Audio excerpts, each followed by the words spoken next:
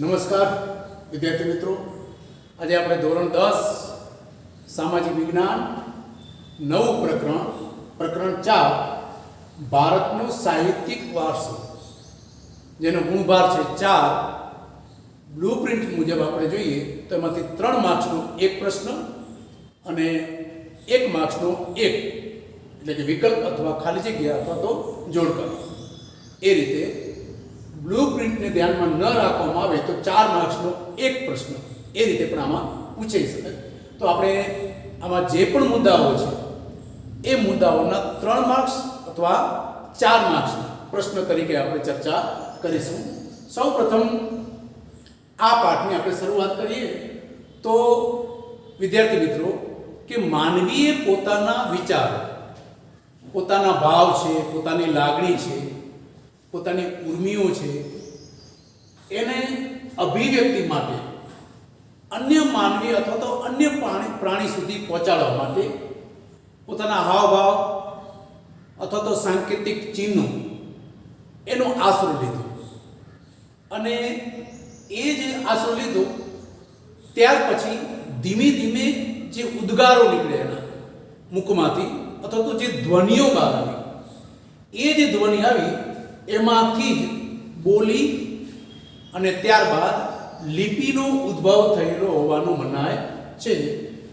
સમયાંતરે અભિવ્યક્તિ માટે શરૂઆતમાં આપણે જોઈ ગયા કે હાવભાવ છે, સંકેતો છે, ચિહ્નો છે, એનો આશરો લેતો, ત્યાર પછી અમુક ધ્વનિઓ એના દ્વારા એ પોતાના વિચારો રજૂ કરતો અને એ ધ્વનિઓએ બોલીનું સ્વરૂપ ધારણ કર્યું. અને ત્યાર પછી સમય જતાં એ જ રીતે આ બોલીમાંથી ભાષા અને એને ભાષાનો ઉપયોગ થયો અને તેના સર્જનાત્મક પ્રયોગથી સાહિત્યનું સર્જન થયું. વિદ્વાનોએ પ્રાચીન જે સાહિત્ય છે એના 2 વિભાગ પડે છે. એક છે વૈદિક સાહિત્ય અને બીજું છે પ્રશિષ્ટ સાહિત્ય. હવે ભાષા અને સાહિત્યની વાત કરીએ તો સદીઓથી ભારતમાં વિવિધ ભાષાઓનો ઉપયોગ થતો આવ્યો છે. જ્યારથી ભાષાની શરૂઆત થઈ ત્યારથી ભાષાઓના એકબીજા ઉપર ગાઢ અસરો પડી, એનો પ્રભાવ પડ્યો અને એમાંથી સાહિત્યની અંદર પણ પરિવર્તન આવ્યું. એમાં એક ભાષાનું બીજા સાથે સંક્રમણ થતાં એમાંથી નવી ભાષાઓ એ પણ ઉદ્ભવી અને નવા સાહિત્યનું સર્જન પણ થયું. તેનું જો ઉત્તમ ઉદાહરણ આપણે આપી શકીએ તો તે છે સંસ્કૃત ભાષા. વર્તમાન સમયમાં આપણે જોઈએ છીએ કે સંસ્કૃતનો ઉપયોગ ઘટી ગયો છે, પણ આજે પણ આપણી ધાર્મિક વિધિઓ છે અથવા તો પૂજા વિધિ છે, તે સમયે સંસ્કૃતના શ્લોક એનો ઉપયોગ થાય છે. પ્રાચીન સમયની લિપિ હોય તો તે છે હડપ્પા, જેનો હજુ સુધી ઉકેલ શોધી શકાયો નથી. અહીંયા તમને 1 માર્ક્સના પ્રશ્નની અંદર આ પૂછાય તો પ્રાચીન સમયની જો લિપિ હોય તો તે છે હડપ્પા. મહર્ષિ પાણિની એણે સંસ્કૃત ભાષાના મહાન વ્યાકરણ શાસ્ત્ર અને તેમણે અષ્ટાધ્યાયી ગ્રંથની રચના કરી ઈસવીસન પૂર્વે 4th સદીમાં. અહીંયા પણ તમને 1 માર્ક્સનો પ્રશ્ન પૂછાય કે ભાઈ પાણિનીએ કયા ગ્રંથની રચના કરી, તો કે અષ્ટાધ્યાયી. અથવા અષ્ટાધ્યાયની રચના કોણે કરી, તો પાણિની. મહાન વ્યાકરણ શાસ્ત્રી કોણ, તો કે પાણિની. એ રીતે 1 માર્ક્સનો પ્રશ્ન પણ પૂછી શકે. અને પ્રથમ વ્યાકરણનો ગ્રંથ હોય તો એ પણ છે અષ્ટાધ્યાયી.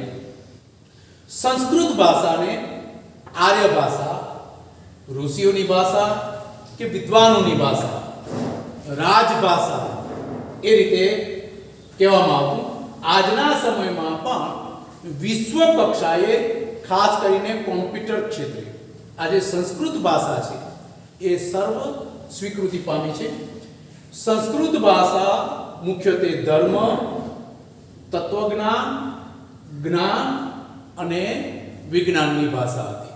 વિદ્યાર્થી મિત્રો, અહીંયા ગુણભારને જો ફક્ત ધ્યાનમાં રાખવામાં આવે તો એક 4 માર્ક્સનો પ્રશ્ન એમ પણ પૂછાઈ શકાય કે પ્રાચીન ભારતીય સાહિત્ય વિશે સમજ આપો.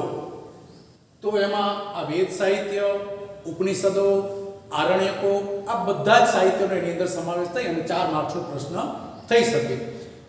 હવે પ્રાચીન ભારતીય સાહિત્યની અંદર સૌપ્રથમ આપણે જોઈએ છીએ વેદો, વેદ સાહિત્ય.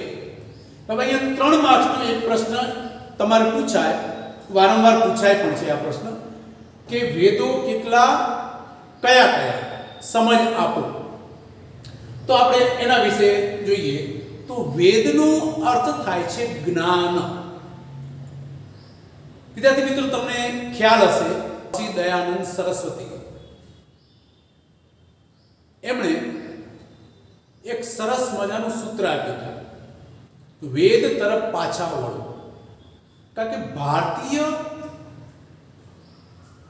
નું જ્ઞાન, ભારતીય સંસ્કૃતિનું સાચું જ્ઞાન એ વેદોની અંદર સમાયેલું છે.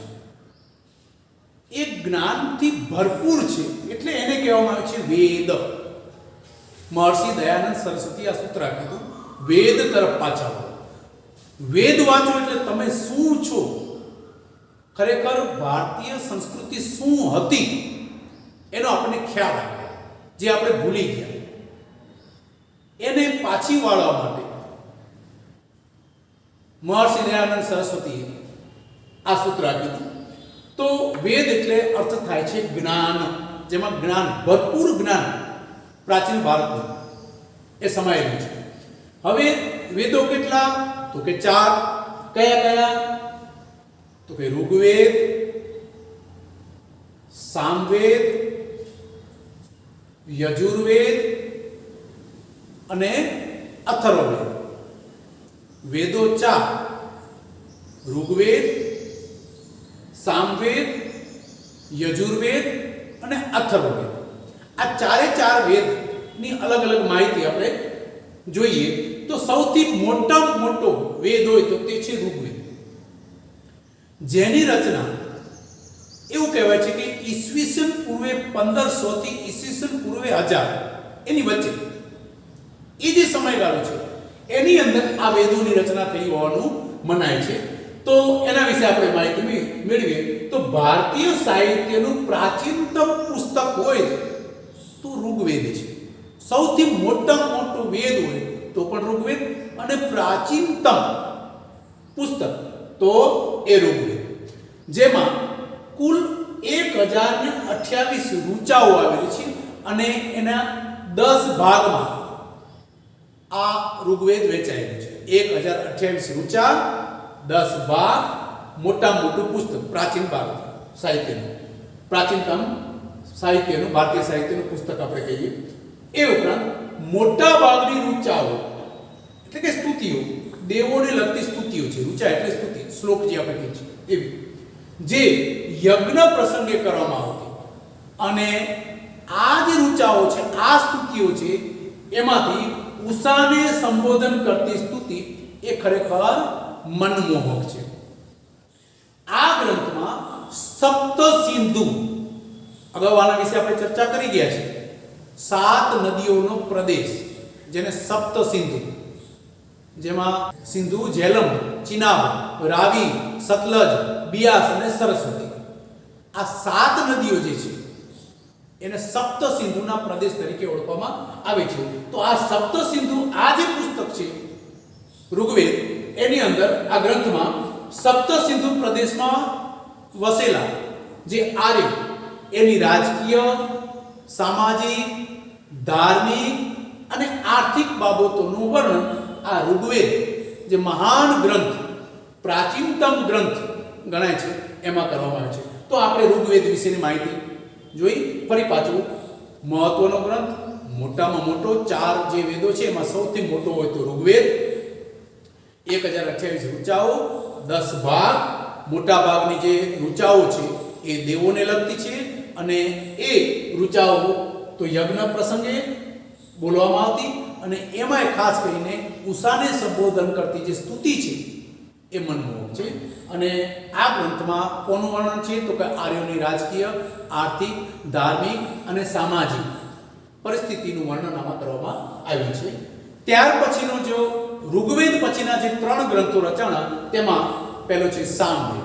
અગાઉ આપણે જોઈ ગયા છીએ કે સામવેદને સંગીતની ગંગોત્રી કહે છે. એ સામવેદની રચના ઋગ્વેદની ઋચાઓનું ગાન કરવા માટે, આજે ઋગ્વેદની 1028 ઋચાઓ એને કઈ રીતે ગાવી એની સમજ આપવા માટે, તો એ ઋચાઓનું ગાન કરવા માટે રચવામાં આવી. આ શ્લોકો જે હતા એ રાગ અને લય સાથે ગાવામાં આવતા. જે સ્તુતિઓ હતી 1028 ઋચાઓ હતી ઋગ્વેદની, એ અલગ અલગ યજ્ઞ સમયે, આજે પણ તમે ક્યાંક યજ્ઞ થતો હોય તો આ ઋચાઓનું જ્ઞાન કરવામાં આવે છે. બ્રાહ્મણોના મુખે આપણે જોઈએ છીએ કે સમૂહમાં આ ઋચાઓનું જ્ઞાન થતું હોય તો વાતાવરણ દિવ્ય લાગે છે તે સમયે. તો એ રીતે રાગ અને લયથી આ ઋચાઓ બોલવામાં આવે છે, ગવાય છે. સામવેદની સંગીતની ગંગોત્રી કહે છે. ત્યાર પછી ત્રીજો જો વેદ હોય તો તે છે યજુર્વેદ. યજુર્વેદને યજ્ઞનો વેદ કહે છે. આ જે ગ્રંથ છે એમાં યજ્ઞ વખતે બોલવામાં આવતા મંત્રો, કયા યજ્ઞમાં કયા મંત્રો બોલવા, કઈ વિધિઓ કરવી, કઈ ક્રિયાઓ કરવી એનું વર્ણન આ યજુર્વેદમાં છે. આ વેદ ગદ્ય અને પદ્ય બંને સ્વરૂપે રચાયેલ છે. તો આ થઈ ગયું યજુર્વેદ.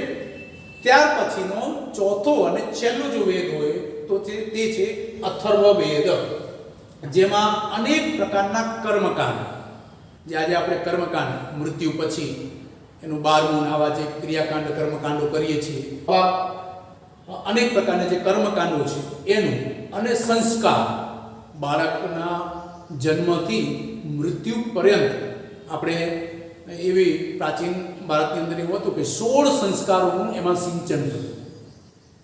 તો આવા 16 સંસ્કાર એનું વર્ણન આ અથર્વવેદ, ચોથો વેદ, એમાં કરવામાં આવ્યું છે. તો આપણે 3 માર્ચનો પ્રશ્ન, વેદો કેટલા, કયા કયા, તો વેદો 4, ઋગ્વેદ, સામવેદ, યજુર્વેદ અને અથર્વવેદ.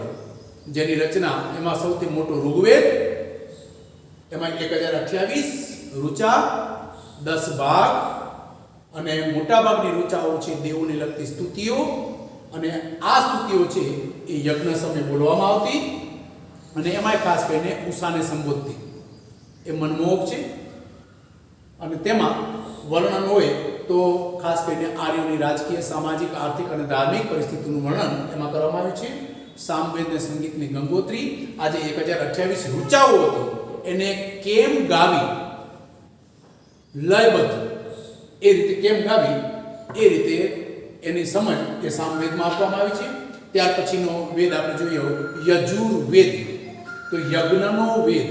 તો યજ્ઞની અંદર કયા યજ્ઞમાં કઈ ઋચા, કઈ ક્રિયા કરવી, કઈ વિધિ કરવી એ માટેનું જ્ઞાન આ યજુર્વેદમાં છે, જે ગદ્ય અને પદ્ય સ્વરૂપે પણ રચાયેલું છે.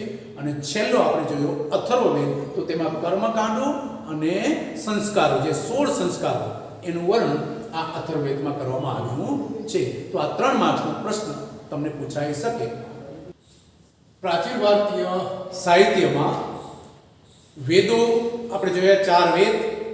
ત્યાર પછી આવે છે ઉપનિષદ, જેમાં બ્રહ્માંડનો આરંભ, જીવન, મૃત્યુ, ભૌતિક અને આધ્યાત્મિક જગત, જ્ઞાન, પ્રકૃતિ અને બીજા અનેક દાર્શનિક પ્રશ્નોનું એમાં વિવેચન કરવામાં આવ્યું છે. આત્મા, પરમાત્મા, આવા દાર્શનિક જે પ્રશ્નો છે એનું વિવેચન આ ઉપનિષદમાં કરવામાં આવ્યું છે.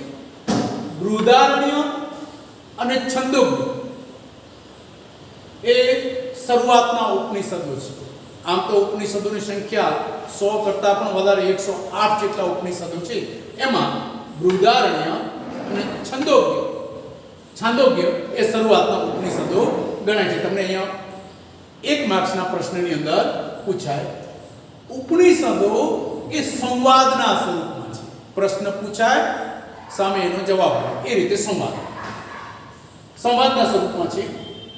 મુક્તિકો ઉપનિષદમાં તેની સંખ્યા 108 એવું દર્શાવવામાં આવ્યું છે. મહત્વના ઉપનિષદો તમે કદાચ જોયા, કઠોપનિષદ નામ તમે કદાચ સાંભળ્યું હશે, માંડુક્ય ઉપનિષદ, આવા બધા ઉપનિષદોનું નામ છે. એવા 108 જેવા ઉપનિષદો છે. આ ઉપનિષદોની આપણે માહિતી મેળવી. ત્યાર પછી આવે છે બ્રાહ્મણ ગ્રંથો. વેદોના જે મંત્રો, ઋગ્વેદની અંદર જે 1028 જે ઋચાઓ એ વેદોના મંત્રોનો અર્થ સમજવા તેના પર પદ સ્વરૂપમાં રચાયેલી ટીકાઓનો સમાવેશ આ બ્રાહ્મણ ગ્રંથોમાં કરવામાં આવે છે. આ જે ઋચાઓ હતી એનો અર્થ શું થાય, જે શ્લોકો હતા એનો અર્થ શું થાય, એ પદ સ્વરૂપમાં જે રચાયેલી ટીકાઓ છે એને આપણે સમજ બ્રાહ્મણ ગ્રંથોમાં કરી છે. તેમાં જુદા જુદા યજ્ઞો અને તેને લગતી વિધિઓ, કઈ રીતે વિધિ કરવી એનું માર્ગદર્શન આ બ્રાહ્મણ ગ્રંથોમાં આપવામાં આવ્યું છે. તો આ રીતે પ્રાચીન ભારતીય સાહિત્યની અંદર પહેલા જોઈએ આપણે વેદ, ત્યાર પછી આપણે ઉપનિષદ, ત્યાર પછી બ્રાહ્મણ ગ્રંથો, હવે જોઈએ આરણ્યક. આરણ્ય એટલે જંગલ, વન, વાનપ્રસ્થ આશ્રમ જેને આપણે કહીએ છીએ, સંન્યસ્ત આશ્રમ. આમ 4 આશ્રમમાં 100 વર્ષનું આયુષ્ય 25-25 નું ગણી અને 4 આશ્રમોમાં એનું વિભાજન કરવામાં આવતું. તો એ પ્રમાણે જોઈએ તો આર્યો તેમના જીવનનો અંતિમ સમય આરણ્ય એટલે કે જંગલમાં જઈને વિતાવતા. વન અથવા અરણ્યમાં આશ્રમ ત્યાં બાંધતા અને ત્યાં આશ્રમ બાંધી અને સતત ચિંતન કરીને રચાયેલ તત્વજ્ઞાનથી જે ભરપૂર સાહિત્ય જેની રચના કરી તેને આપણે આરણ્ય. આરણ્યની અંદર પોતાના જે અનુભવો હતા, પોતાની પાસે જે જ્ઞાન હતું, એ જ્ઞાન એના ઉપર સતત ચિંતન કરી અને તત્વજ્ઞાનથી જે ભરપૂર જે સાહિત્ય રચાયેલું જંગલોની અંદર, અરણ્યની અંદર, એને આરણ્યકો કહેવામાં આવે છે. ત્યાર પછી આવે વેદાંગ સાહિત્ય. આ સાહિત્યમાં કર્મકાંડ, જ્યોતિષ, વ્યાકરણ અને ખગોળશાસ્ત્ર આવા જે ગ્રંથો રચાયા એને વેદાંગ સાહિત્ય કહેવામાં આવે છે. ભારતના 2 મુખ્ય મહાકાવ્ય, એક છે રામાયણ અને બીજો મહાભારત. બહુ પ્રખ્યાત આ મહાકાવ્યો, જેનું વર્તમાન સ્વરૂપ ઈસવીસનની 2જી સદીમાં મળ્યું હોય એવું મનાય છે.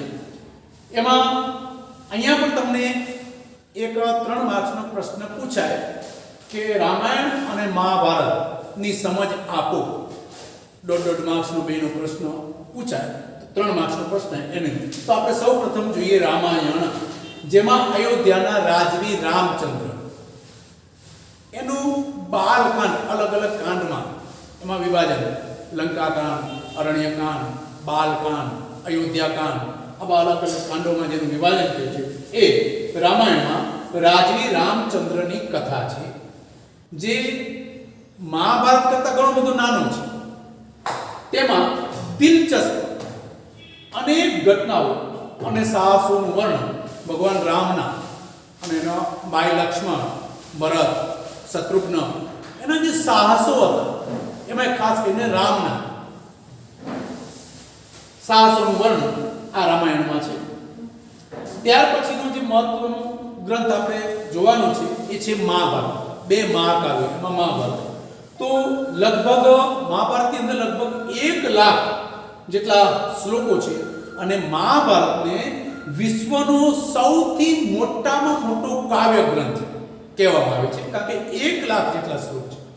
એટલે તમને અહીંયા પણ 1 માર્ક્સનો પ્રશ્ન વિકલ્પ અથવા ખાલી જગ્યા રૂપે પૂછાય તો મોટા મોટો કાવ્ય ગ્રંથ કયો? તો કે મહાભારત. કેટલા શ્લોક? તો કે 1 લાખ જેટલા શ્લોકો છે. મહાભારતની વાત કરીએ તો મહાભારતમાં પાંડવો અને કૌરવો વચ્ચે જે યુદ્ધ થયું એ યુદ્ધ એનો મુખ્ય વિષય છે. એ ઉપરાંત બીજી પણ નાની મોટી અનેક વાર્તાઓ આ મહાભારતના ગ્રંથમાં વણી લેવામાં આવી છે. શ્રીમદ ભગવદ્ ગીતા, જે આપણે હિન્દુઓનો પવિત્ર ગ્રંથ જેને આપણે કહીએ છીએ, ભગવાનના કૃષ્ણના મુખેથી જે બોલાય, અર્જુનને ઉપદેશ, કુરુક્ષેત્રના મેદાનમાં અર્જુનને જે ઉપદેશ આપ્યો એ ભગવદ્ ગીતા તેનો જ મહાભારતનો જ એક ભાગ ગણી શકાય, જેમાં ગહન દાર્શનિક વિચારો, સિદ્ધાંતો એનું વિવેચન કરવામાં આવ્યું છે. આ જે ભગવદ્ ગીતા છે એમાં મોક્ષ પ્રાપ્તિના 3 માર્ગ, જ્ઞાન, કર્મ અને ભક્તિ એનું વિવેચન એ આ ભગવદ્ ગીતામાં કરવામાં આવે છે. તો અહીંયા પણ તમને 1 માર્ક્સના પ્રશ્ન તરીકે તમારે પૂછાય તો મોક્ષ પ્રાપ્તિના 3 માર્ગ, એમાં જ્ઞાન, કર્મ અને ભક્તિનો સમાવેશ થાય છે. તો આપણે જોઈ ગયા રામાયણ અને મહાભારતનો 3 માર્ક્સનો પ્રશ્ન. વિદ્યાર્થી મિત્રો, પ્રાચીન ભારતનું સાહિત્ય એના વિશે આપણે જોઈએ છીએ. તો વેદો, ઉપનિષદો, બ્રાહ્મણ ગ્રંથો, આરણ્યકો, ત્યાર પછી વેદાંગની અંદર આપણે રામાયણ અને મહાભારત જોયું. હવે એની અંદર જ વેદાંગની અંદર જ પુરાણ, શાસ્ત્ર અને સ્મૃતિ ગ્રંથો એની આપણે ચર્ચા કરીએ. તો આ યુગમાં સંસ્કૃત ભાષામાં પુષ્કળ લૌકિક અને ધાર્મિક બંને પ્રકારનું સાહિત્ય રચાયું છે. પુરાણ, જેની સંખ્યા 18 પુરાણ આપણે કહીએ છીએ, વિષ્ણુ પુરાણ, ગરુડ પુરાણ, સ્કંદ પુરાણ, આવા નામ તમે સાંભળ્યા હશે. ખાસ કરીને ગરુડ પુરાણ એ નામ તો તમે સાંભળ્યું જ હશે. તો આવા પુરાણો એ આરંભિક વૈદિક ધર્મને સમજાવવામાં મુખ્ય ભૂમિકા ભજવી છે. એ ઉપરાંત આ સમયમાં શાસ્ત્રોની પણ રચના થઈ. આપણે 6 શાસ્ત્ર, ખટ દર્શને ખોડિયો ન લાદે, મુનિજનને ધ્યાને ના આવે રે, ગુજરાતી કાવ્યમાં તમે ભણી ગયા હશો. ખટ દર્શન એટલે 6 શાસ્ત્ર પ્રભુને પ્રાપ્ત કરવાના, જેની અંદર માર્ગ બતાવ્યો છે એવા શાસ્ત્રો. તો આ સમયમાં શાસ્ત્રો 6 શાસ્ત્ર, જેના વેદાંગ છે, વ્યાકરણ છે, છંદ છે, યોગ છે, એને લગતા જે શાસ્ત્રો લખાણા એમાં એ પણ આ સમયના મુખ્ય સાહિત્ય ગણાય છે. એ ઉપરાંત સ્મૃતિ ગ્રંથો પણ લખાયા. જે 6 શાસ્ત્રોની જે આપણે વાત કરી એ વિજ્ઞાન અને તત્વજ્ઞાનના ગ્રંથો છે. એમાં કૌટિલ્યનું અર્થશાસ્ત્ર તમને 1-2 વાક્યમાં અથવા વિકલ્પમાં 1 માર્ક્સના પ્રશ્નમાં પૂછાઈ શકાય. તો કૌટિલ્યનું અર્થશાસ્ત્ર વહીવટી વિજ્ઞાનની કૃતિ ગણાય છે. અને પહેલો કાયદા સંગ્રહ, આ કૌટિલ્યનું અર્થશાસ્ત્ર છે એ આપણો પહેલો કાયદા સંગ્રહ એ પણ કહી શકાય. ગણિત વિજ્ઞાન સંબંધિત શાસ્ત્રો પણ લખાયા હતા તે સમયે. ત્યાર પછી વાત કરીએ તો સ્મૃતિ ગ્રંથો. સ્મૃતિ ગ્રંથોમાં ધર્મ દ્વારા અનુમોદિત કર્તવ્ય, ધર્મની અંદર તમારે શું કર્તવ્ય બજાવવાનું છે, પછી જીવન દરમિયાન જે અલગ અલગ કર્તવ્યો બજાવવાના રહે એ કર્તવ્યની વાત કરવામાં આવી છે. રિવાજો, પછી નિયમો એ પણ એની અંદર આપવામાં આવે છે, ધર્મને લગતા નિયમો. તો એ પણ આ સ્મૃતિ ગ્રંથોને આપવામાં આવ્યા છે. તો આ જોયું પુરાણ, શાસ્ત્ર અને સ્મૃતિ ગ્રંથો. ત્યાર પછી આપણે વાત કરીએ બૌદ્ધ સાહિત્ય. તો પ્રાચીન ભારતમાં ઘણા બધા બૌદ્ધ સાહિત્યની પણ રચના થઈ. અને શરૂઆતના જે બૌદ્ધ સાહિત્યની રચના થઈ એ શરૂઆતની ભાષા હતી પાલી. શરૂઆતનું જે બૌદ્ધ સાહિત્ય રચાયું એ પાલી ભાષામાં રચાયું છે, જે 3 ભાગમાં વહેંચાયેલું છે, જેને ત્રિપિટક, 3 પિટક, ત્રિપિટક એટલે 3 ભાગમાં વહેંચાયેલું છે. જેમાં પહેલો પિટક, જેમાં સૂત્રો છે, ત્યાર પછી વિનય પિટક અને અભિધમ પિટક. આ બૌદ્ધ સાહિત્યના 3 પિટક, ત્રિપિટક જેને કહેવામાં આવે છે. ત્યાર પછી ગુપ્ત યુગનું સાહિત્ય, એનો આપણે અલગ વિભાગ કરીએ અને એને સમજાવવાનો પ્રયત્ન કરીએ તો ગુપ્ત યુગને અગાઉ પણ આપણે આના વિશે ચર્ચા કરી ગયા છીએ કે સંસ્કૃત કાવ્ય અને નાટ્યનું સુવર્ણ યુગ કહેવામાં આવે છે. તમને 1 માર્ક્સના પ્રશ્નમાં પૂછાય તો ગુપ્ત યુગ છે એ કાવ્ય અને નાટકનો સુવર્ણયુગ કહે છે. કારણ કે આ સમયમાં ખાસ કરીને લેખકોમાં જોઈએ તો મહાન લેખકો અને કવિઓ જેમાં કાલિદાસ, ભવભૂતિ, ભારવી, ભર્તુહરી, બાણભટ્ટ, માર્ક આવા મહાન કવિઓ અને લેખકોનો સમાવેશ થાય છે. એમાં ખાસ કરીને મહાકવિ કાલિદાસ વિશ્વ પ્રસિદ્ધ છે પોતાના સાહિત્યને કારણે, સાહિત્ય જે લેખન કર્યું એને કારણે. તો ઉત્તમ કાવ્ય કલા અને જે ઉત્તમ નાટ્ય શૈલી આપણને આપી છે એવી નાટ્ય શૈલીમાં જોઈએ તો કુમાર સંભવ, અગાઉ પણ આના વિશે જોઈ ગયા છીએ આપણે. કુમાર સંભવ, રઘુવંશ, મેઘદૂત, ઋતુસંહાર અને અભિજ્ઞાન શાકુંતલમ જે વિશ્વવિખ્યાત કૃતિઓ કાલિદાસની ગણાય છે. ત્યાર પછી આપણે જોઈએ તો બાણભટ્ટે સમ્રાટ હર્ષવર્ધનના જીવન ચરિત્રને આધારે હર્ષ રચિત એની રચના કરી અને કાદંબ તથા કાદંબરી બંને હર્ષચરિત અને કાદંબરી એની રચના કરી. ઉપરાંત ભવભૂતિનું ઉત્તર રામચરિત, આમ તો ભવભૂતિના 3 છે, મહાવીર ચરિતમ, માલતી માધવ અને ઉત્તર રામચરિત. આ સમયનું જોઈએ તો ભવભૂતિનું છે ઉત્તમ રામચરિત.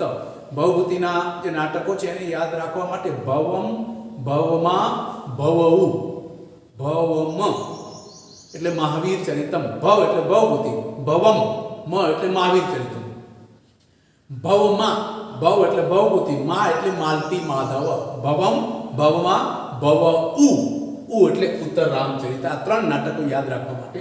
તો ભવમ ભવમાં ભવ એમાં ભવભૂતિનું ઉત્તર રામચરિત, ભારવીનું કિરાતાર્જુનીય, વિશાખા દત્ત એનું મુદ્રા રાક્ષસ, શુદ્રકનું મૃચ્છકટિકમ અને દંડીનું 10 કુમાર ચરિત. આ સંસ્કૃત સાહિત્યનું ગુપ્ત યુગના સાહિત્યની અંદર જોયા તો સંસ્કૃત સાહિત્ય એનો સમાવેશ થાય છે. વેદાંતમાં રામાયણ, મહાભારત, સંસ્કૃત સાહિત્ય, બૌદ્ધ સાહિત્ય, ત્યારબાદ આપણે જોઈએ ત્યાર પછીનો એક મુદ્દો જે પાડ્યો છે એ છે ગુજરાતી ભાષા સાહિત્ય. અહીંયા પણ તમારે 2 માર્ક્સનો એક પ્રશ્ન પૂછાય કે પ્રાચીન ભારતના ગુજરાતી ભાષા સાહિત્ય એની સમજ આપો. તો જૂની ગુજરાતી ભાષામાં પદ્ય સાહિત્ય રચાતું, કાવ્ય, પદ્ય સાહિત્ય એટલે કાવ્ય, પદ્ય સાહિત્ય રચાતું, જેમાં તે સમયના માન કવિઓમાં આપણે જોઈએ તો નરસિંહ મહેતા, મીરાબાઈ, દયારામ, અખો, પ્રેમાનંદ, પ્રીતમ અને ગંગા સતી જેવા આ ગુજરાતી ભાષાના સાહિત્યકારો તે સમય થઈ ગયા. એમાં આપણને ખ્યાલ છે કે નરસિંહ મહેતાના પ્રભાતિયા, મીરાબાઈના પદ, દયારામની ગરબી, અખાના છપ્પા, પ્રેમાનંદના આખ્યાનો, ગંગા સતીના ભજનો, જેણે ગુજરાતી સાહિત્યના વારસાને ખૂબ જ સમૃદ્ધ બનાવ્યો છે. ત્યાર પછી આપણે જોઈએ તો એ પછીના સમયગાળામાં નરસિંહ મહેતા અને મીરાબાઈ અને દયારામના પછીના સમયગાળામાં આપણે જોઈએ તો નર્મદ, નવલરામ, મૈપતરામ, રૂપરામ, નીલકંઠ, ગોવર્ધનરામ ત્રિપાઠી, ગોમા ત્રિપાઠી જેને આપણે કહીએ છીએ, ગોવર્ધનરામ, માધવરામ ત્રિપાઠી, ગોમા ત્રિપાઠી, કિશોરલાલ મસરૂવાલા, પન્નાલાલ પટેલ, ઉમાશંકર જોશી જેવા સાક્ષરવર્યોએ ગુજરાતી સાહિત્યને સમૃદ્ધ બનાવવામાં પોતાનું યોગદાન આપ્યું છે. તો આ થઈ આપણે ગુજરાતી ભાષા સાહિત્ય. ત્યાર પછી આપણે છેલ્લો મુદ્દો દ્રવિડ ભાષાઓનું સાહિત્ય. પ્રાચીન ભારતીય સાહિત્યની જ આપણે ચર્ચા કરી રહ્યા છીએ. એમાં દ્રવિડ ભાષાઓનું સાહિત્ય. તો અહીંયા પણ તમને 2 માર્ક્સનો પ્રશ્ન, 3 માર્ક્સનો પ્રશ્ન પૂછાય, અથવા સમગ્ર પ્રાચીન ભારતીય સાહિત્ય 4 માર્ક્સનો પ્રશ્ન પૂછાય. તો એમાં પણ દ્રવિડ ભાષાઓના સાહિત્ય વિશે આપણે જોઈએ તો આપણે વિદ્યાર્થી મિત્રો અગાઉ જોઈ ગયા છે કે જે 4 ભાષાઓ હતી, તમિલ, તેલુગુ, કન્નડ અને મલયાલમ, જે દ્રવિડ કુળની ભાષાઓ ગણાય છે. તો આ 4 ભાષાઓ તમિલ, તેલુગુ, કન્નડ અને મલયાલમ નામની 4 દ્રવિડ ભાષાઓમાં સાહિત્યનું સર્જન થયું હતું પ્રાચીન સમયમાં. પણ સૌથી જૂની ભાષા હોય તો તે છે તમિલ. અને ઈસવીસનના પ્રારંભ જેટલું આ તમિલ સાહિત્ય જૂનું છે. 3 સંગમોનું આયોજન, જેમ ત્રિપિટક તેમ 3 સંગમ છે, સંગમ સાહિત્ય. તો 3 સંગમોનું પણ તે વખતે રચના થઈ, આયોજન થયું, જેમાં ખાસ કરીને રાજનીતિ, યુદ્ધ, પ્રેમ પ્રસંગ જેવા અનેક વિષયો આ સંગમ સાહિત્યના હતા. આ સાહિત્યના પ્રસિદ્ધ ગ્રંથોમાં 3 સંગમ સાહિત્ય જોઈએ તો પહેલું છે એતુત થોકઈ, જે 8 કાવ્યનો સંગ્રહ. એતુત થોકઈ 8 કાવ્યોનો સંગ્રહ. તોલ્કાપ્પિયમ, જે વ્યાકરણ ગ્રંથ હતો, અને પથ્થુ પાતુ 10 ગીતોનો સંગ્રહ. આ સંગમ સાહિત્યનો સમાવેશ થાય છે. કવિ તિરુવલ્લુવરે વિખ્યાત ગ્રંથ કુરલ, જે તમને 1 માર્ક્સના પ્રશ્નમાં, આ પણ સંગમ સાહિત્યમાંથી પણ કોઈ પણ એક માર્ક્સના પ્રશ્નમાં પૂછાય. સૌથી જૂનું ભાષા સાહિત્ય કયું? તો કે તમિલ. દ્રવિડ કુળની ભાષાઓ એ પણ પૂછાય. તો 1 માર્ક્સના પ્રશ્નો પણ આની અંદર પૂછાઈ શકે. તો એ જ રીતે કવિ તિરુવલ્લુવરે વિખ્યાત ગ્રંથ કુરલ એની રચના કરી, જેમાં જીવનના અનેક પાસાઓ વિવેચન કરવામાં આવ્યું છે. એ ઉપરાંત શિલ્પતિકારમ અને મણિમેખલાઈ, આ જે 2 ગ્રંથો છે એ પ્રારંભિક તમિલ સાહિત્યના વિખ્યાત ગ્રંથો ગણાય છે. તમને અહીંયા પણ 1 માર્ક્સનો પ્રશ્ન પૂછાય કે પ્રારંભિક તમિલ સાહિત્યનો વિખ્યાત ગ્રંથ આમાંથી કોઈ પણ એક, શિલ્પતિકારમ અને મણિમેખલાઈ. તો વિદ્યાર્થી મિત્રો, અહીંયા આપણે આખો 4 માર્ક્સનો પ્રશ્ન અથવા તો 3 માર્ક્સનો પૂછાય તો 3 માર્ક્સનો, અને એક માર્ક્સનો પ્રશ્ન એ રીતે પણ પૂછાઈ શકે, કારણ કે ગુણભાર 4 છે. તો એવો પ્રાચીન ભારતીય સાહિત્ય, સમગ્ર સાહિત્ય આપણે અલગ અલગ વિભાગ કરી પ્રશ્ન વાઇઝ એનો પ્રશ્ન બનાવી અને આપણે સમજવાની કોશિશ કરી.